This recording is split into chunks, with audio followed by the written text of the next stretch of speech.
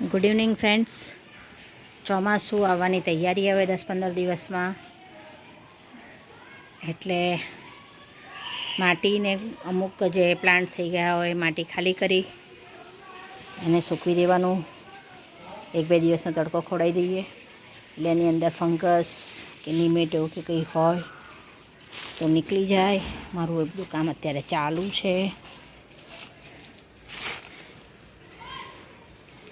મારું તડબૂચ ખબર નહીં કયા આકારનું થાય છે, પણ થાય છે સરસ, ધીમે ધીમે વધે છે.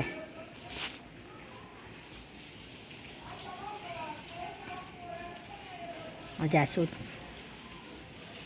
એ બાજુમાં મોગરો, કળીઓ છે, હજુ બેસિલ, બારમાસી, પપૈયું,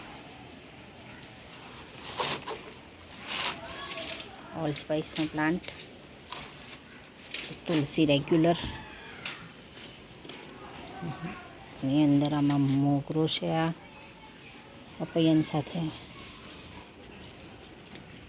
આ પણ બેસિલ છે. હર્બ્સમાં આપણે વાપરી શકીએ બધું. અપરાજિતા, આ વખતે તાપ થોડોક વધારે પડતો પડી ગયો છે. બધા પ્લાન્ટ સ્ટક થઈ ગયા છે અને ગ્રોથ અટકી ગયો છે બધાનો.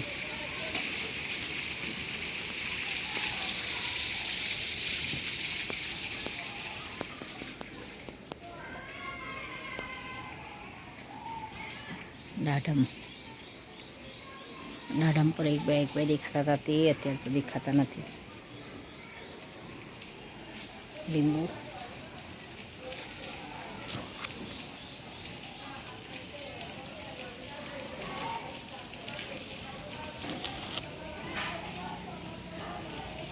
હલ્દી કુમકુમ, બારમાસી, ચીકુ, બેસિલ છે, પછી તુલસી જેવું. બારમાસી ચીકુની અંદર બધા બહુ થયા છે, એટલે એને મારે જુદા કાઢવાના બાકી છે. આ બધું માલતીની વેલ છે, મરચાં,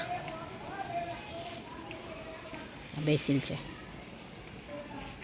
ઇટાલિયન થાઈ ને બધી જુદી જુદી ટાઈપની બેસિલ છે. કોબીજ,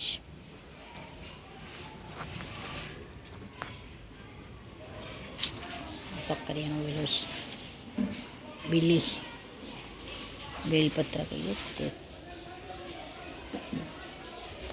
આ ઇન્સ્યુલિનનો પ્લાન્ટ છે, પત્તરવેલના પાન. ગરમીમાં બધા પ્લાન્ટ અંટવાઈ ગયા છે એવું છે મારા. આ પણ બેસિલ છે. પેલી બાજુ પત્તરવેલના પાનના છે.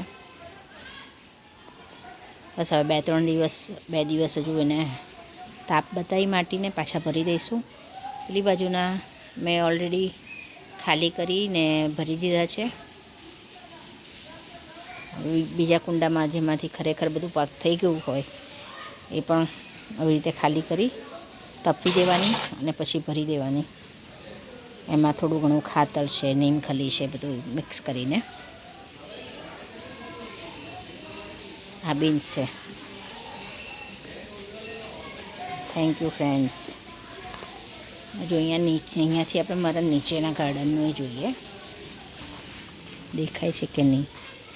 આ પપૈયું ને બધું છે. આ નીચે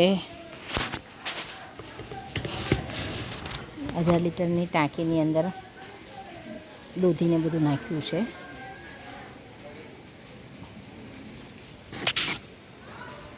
કારેલા, બધું સરસ થાય છે.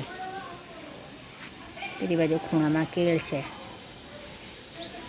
Thank you friends. ફરી આપણે નવા બીજ નાખીશું એટલે ફરીથી એક વિડીયો બનાવીશું. Thank you.